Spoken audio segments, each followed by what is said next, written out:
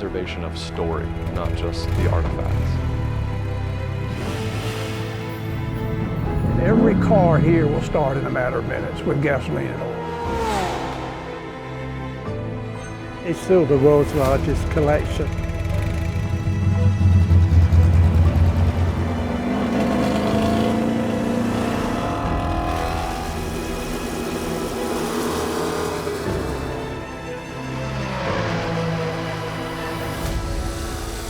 This is all about joy and satisfying people's curiosity.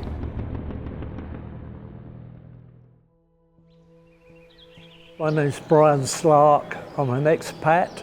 I came here about 30 years ago, and I've had a long history in the motorcycle industry. I brought a lot of knowledge with me, a lot of motorcycle information that helped the museum grow to what it is today. When I came on board, it was a private collection. In an old warehouse without any windows, so it was just one man's private collection before we opened to the public. And we had about 400 motorcycles, and we would go to auctions, sales. I'd use my contacts in industry, and it started to build. If you're going to do it, you do it right. There's a lot of motorcycles I know in museums. If you wheel them around, they're very light because they're empty, there's nothing in them. But I mean, if we take one of these motorcycles and we put fluids in and a battery, we can run it. It's alive. It's alive. You know, it makes noise and speed and motion. That's what they're all about. When we got to 1,000, I asked Mr. Barber if we should quit there. He said, "Heck no, we'll keep going." So we've got 1,903 or something. So. It's still the world's largest collection, and it's so diversified. I mean, if you come in here and you're a motorcycle enthusiast, there's a bike you've either owned or you wanted or you've never seen before. So I think that's the beauty of the museum. It's not focused on one subject, it's very diversified.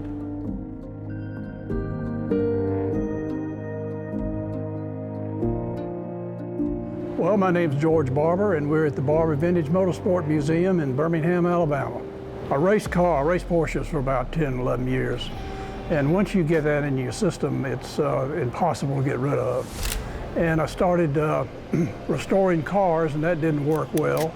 And I had a garage superintendent, Dave Hooper, that was a motorcycle enthusiast. He said, "Let's try a motorcycle or two." And I said, "Okay," and we did one or two. And from that point forward, it started, and it's just been an incredible trip.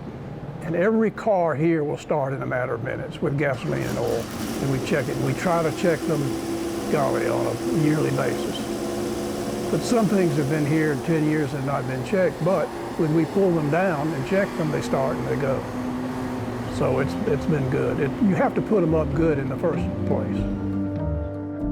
Our track is beautiful. We call it the Augusta racetracks because of the beauty of the flowers and the trees and everything else. And so you'll enjoy it, I promise you.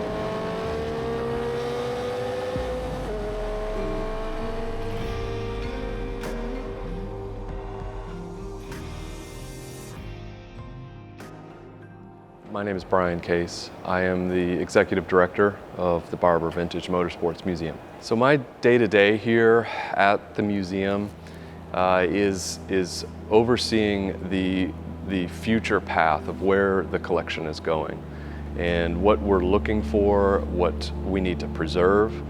And I really find I get a lot of satisfaction out of looking kind of on the museum, like from the top down, not really working inside of the museum, but working on where are we going and making sure that aligns with our founder's vision for this place, which is not an overly complicated vision.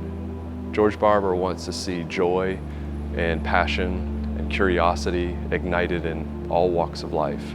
And when they come through the door and they have a big smile on their face, he's happy.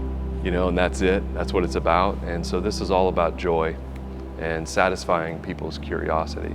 This is like a gearhead heaven. I mean, it's unbelievable. Every day I'm pinching myself that I even work here, and surrounded by close to 2,000 machines that all ignite passion in motorsports.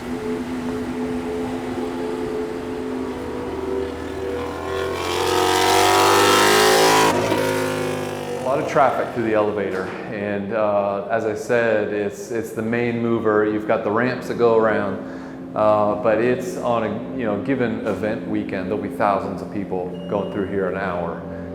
So it's a serious amount of traffic. It will hold 4 elephants. We have never tested that, but that's what the manufacturer told us. So we're here at the 5th floor. This is the top floor of the museum. We tell people, first time visitors to the museum, to go to the 5th floor. It kind of gives you an overview of the entire collection in one viewing. It's kind of the greatest hits of some of the best pieces in the museum. And you start on the top floor and work your way down. And usually by the 3rd floor, people are like, okay, it's too much. It's overwhelming. So it's a lot to take in. And so this floor is a mix of everything. We've got choppers and brand new cruisers, Italian cruisers. We've got some famous flat track motorcycles, and just all kinds of variety. And that's what Barber has become known for, is the variety of machines here. There's not any one specific genre of motorcycles, it's just everything. Going down this way, we have the Buell corridor, as we call it. It's a lot of, this is an American company, Buell Motorcycles, now out of business, and we have almost the entire history of the Eric Buell's design vision, starting with the very first RW 750 to his partnership with Harley Davidson, going all the way through those years with prototypes that were saved before they go to the crusher or end up in a dumpster somewhere. We managed to salvage those. There was a dirt bike. This is a motocross bike he was working on in the end that never went to production, but that is the original clay model from that era. So 5 years ago, I sat down with Mr. Barber and his executive team at the time, and we talked about new ideas, big picture concept ideas. Where was the museum going? We have the history, preserved in the collection, but what's the future? Where is this all going? And so we collaborated on an idea to build a space inside of the collection that focused on inspiration for design and engineering, and that's the Barber Advanced Design Center.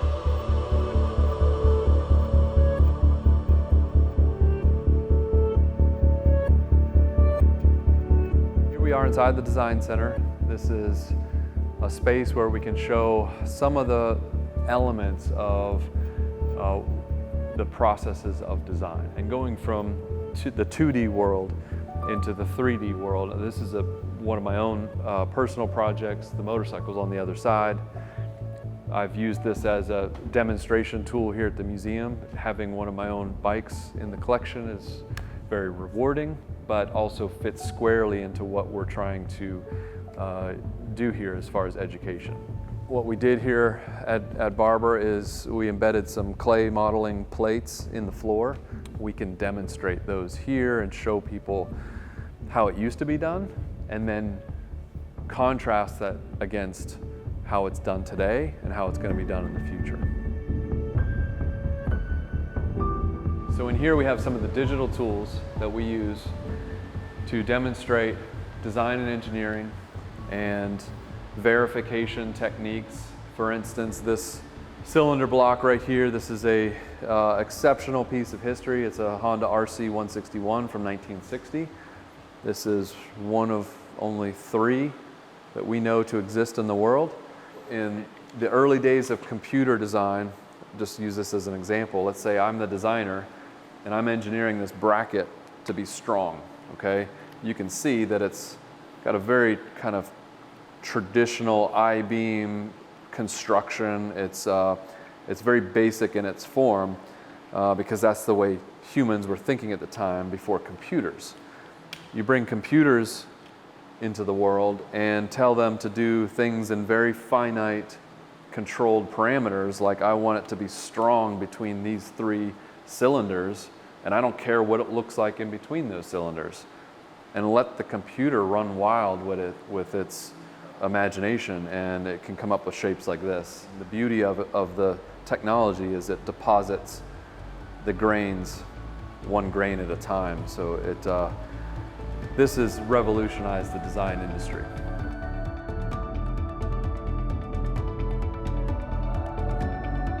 My name's Peter Blanche. I'm a transport product designer, and I've got about 40 years of experience doing this.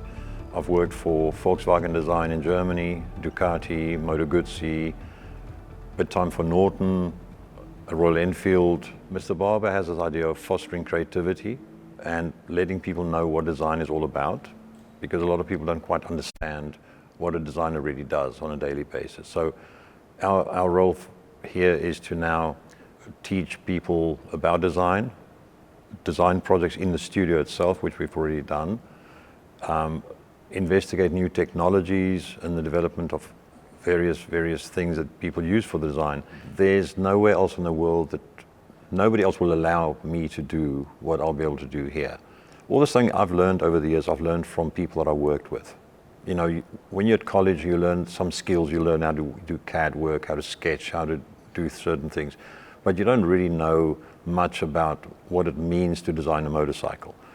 And all the things that I've learned from various ex-colleagues, we want to pass along, that people don't have to take 10 years to learn what they could probably learn in 2 months doing YouTube videos or whatever else. And that's the whole idea, is to actually, it's to be able to leave behind more than just a couple of motorcycles I've designed. My idea is just to get people excited about design. I mean, that's the whole thing. Get them curious about design, doing research, and just making them understand how much fun there could be and what cool things one could create.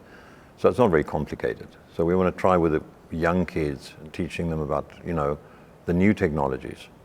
And now with AI, I'm quite excited to think what a kid can do with AI. You know, I mean, I grew up doing all the stuff the standard way, from sketches with pencil on paper, and then trying to learn to render with markers and so on. But now with AI, everything's changed.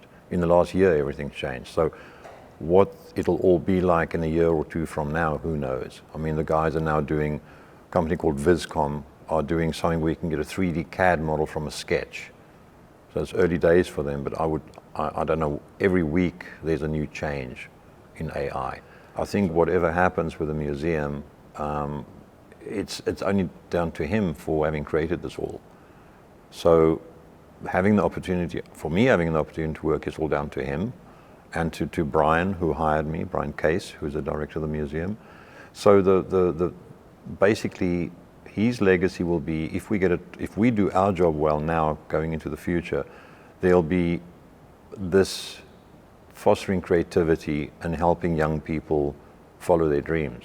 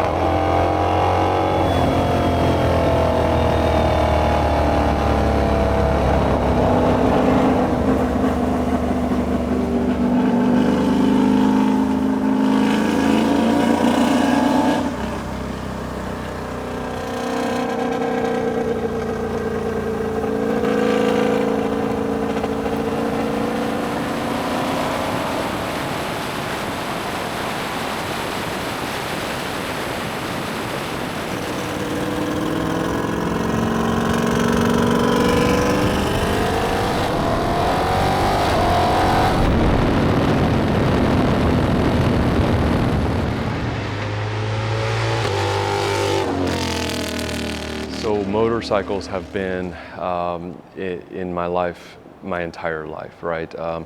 It's a very typical story. Once it gets in your blood, you can't let go. And going back to when I was 5 years old, right? And seeing my father growing up, getting suited up in the leathers, and he was into parallel twins and British bikes, and later got into Harleys and so forth. So I always saw my dad doing this growing up and got into it at a very early age, and also have a love of cars and hot rods, and my father being a drag racer in the 60s. And so it's just been, in my blood for a long time. I at times get kind of pulled into things like, oh, here's a living, breathing designer, and one of his creations is here. So I'm kind of part exhibit here too, which is cool. And it's really rewarding. I have a lot of pride in that chapter of my life. And it really just kind of set me up for doing the current role that I'm doing now, is overseeing the whole collection and guiding us and executing on George Barber's vision here.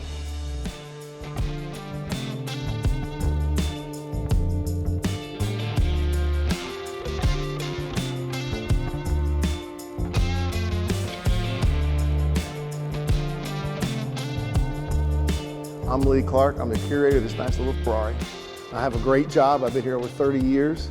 I used to manage the vintage racing team, and then the restoration department. I turned 65 a while back and decided to slow down, and luckily they let me keep coming back. And then one of my challenges is, of course, this project and getting these out. And I told Mr. Barber, I'll be here as long as it's fun and challenging. Well, for us, we pride ourselves in keeping all these cars and bikes able to be run at some short notice. In our mind, if it doesn't run, it might as well just be a piece of art. We like to think about the people that made it. They made it to hear it, feel it, taste it, and use it. And to us, that's the same thing. Otherwise, it's collecting dust in a museum would be tough for us to live with. It's a small thing, but it makes it's a little 1.5 liter V8. But it makes a really nice sound, and we'll demo it. So we also want to respect what it is. I mean, they're only original once as far as the mechanicals, and if you blow it up, yes, we can fix it. But we like the fact that, the block, the transmission, even this fiberglass cover are original on the red car. We have Caliente papers that show how much that car is original, which is really rare for old race cars.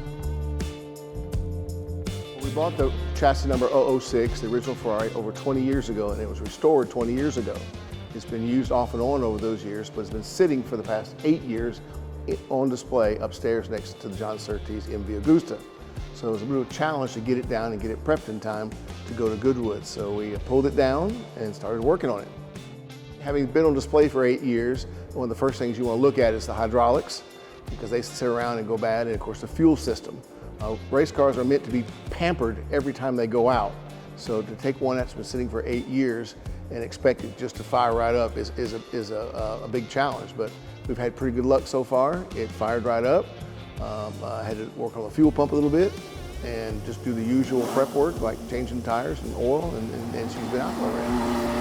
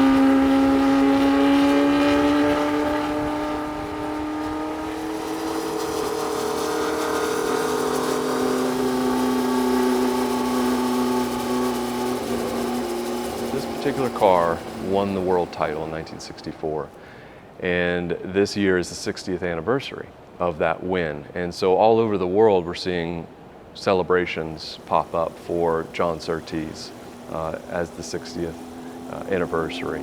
And so we are gladly taking this car over to Goodwood and going to demonstrate this vehicle going up the hill, and very much looking forward to that.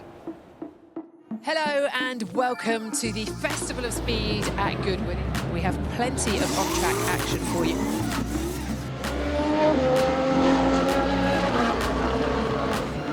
There's nothing like this in the world that does it so well.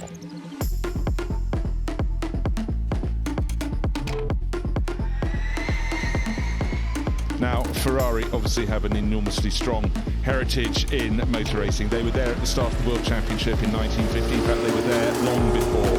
But this is a 158 Ferrari. 1.5 is the 1.5 litre. 8 is the number of cylinders. That's such a strong history here. Yeah, lovely to see. Always wonderful.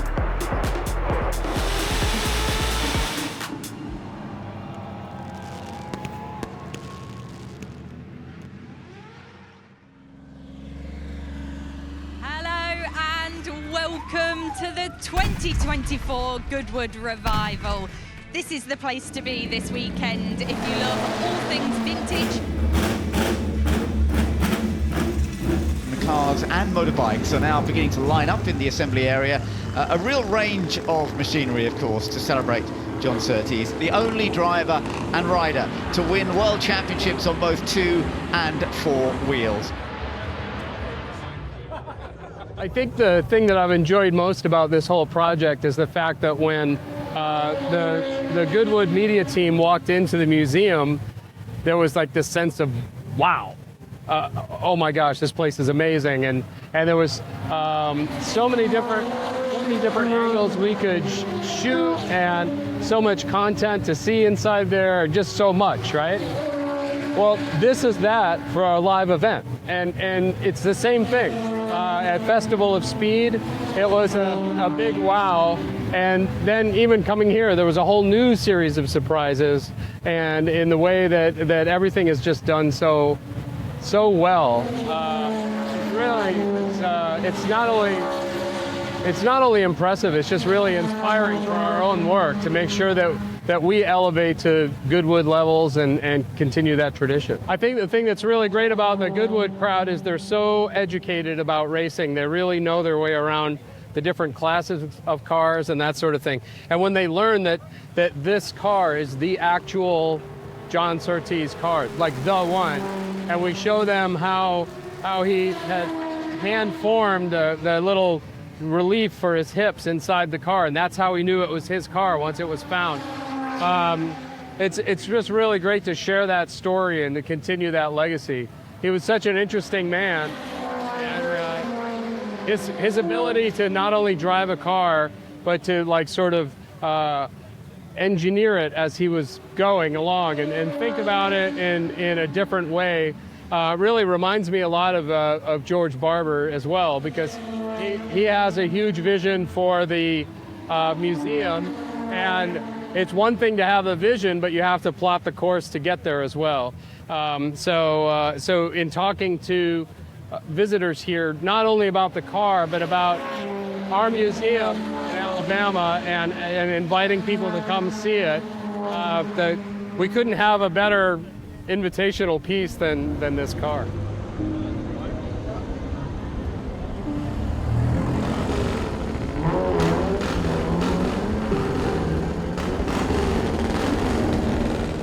We gather here today to celebrate the life of a true hero of motor racing. He drove with a skill and confidence that left us all in awe, reminding us why he was and always will be a legend.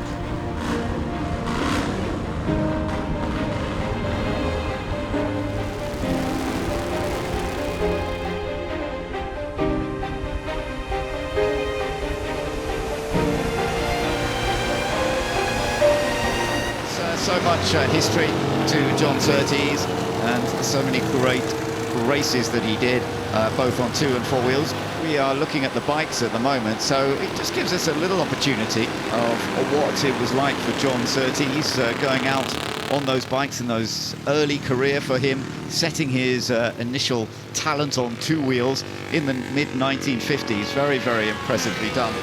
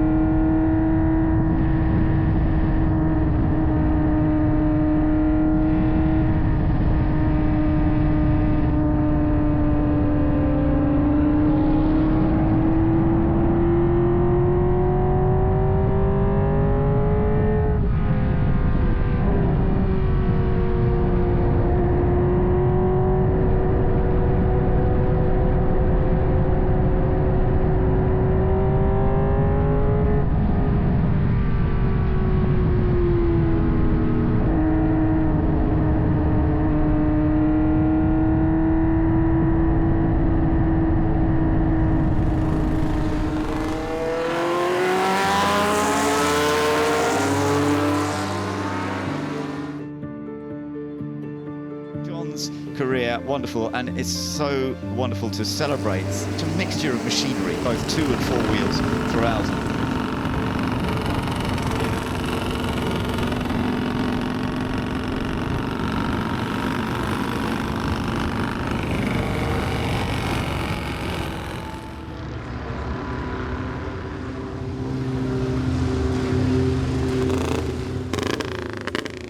It's been an amazing experience for me so far to be here and represent the Barber Museum and George Barber when he said, you know, want you to drive, that it's unbelievable. And here, of all places, so yeah, to represent Surtees family with these cars is just, it's indescribable. And at Goodwood, in front of all these fans, real enthusiasts, we can feel the enthusiasm. It's everywhere, and so it's just it's overwhelming. Well, I see the story of Surtees is really being discovered by a whole new generation, and so at Barber, we're part of that story to help tell people about his life and legacy, and we couldn't be more excited about that.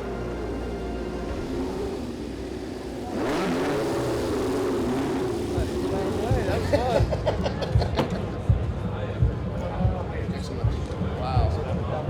I have to work on me. Well, work on a little more. It looked great out there. Oh. It was fun coming. And it should be back. Yeah, I don't know what it. They can slow that stuff down. So younger generations coming into a motorsports world, it's our job to inform them, to tell them why this is important. Why is this 1964 Ferrari so significant, and why does it need to be preserved, right? So it can continue to tell a story for future generations. So 50 years from now, someone can walk through here and learn about this car and what it did. That is extremely important to us at Barber. The preservation of story, not just the artifacts.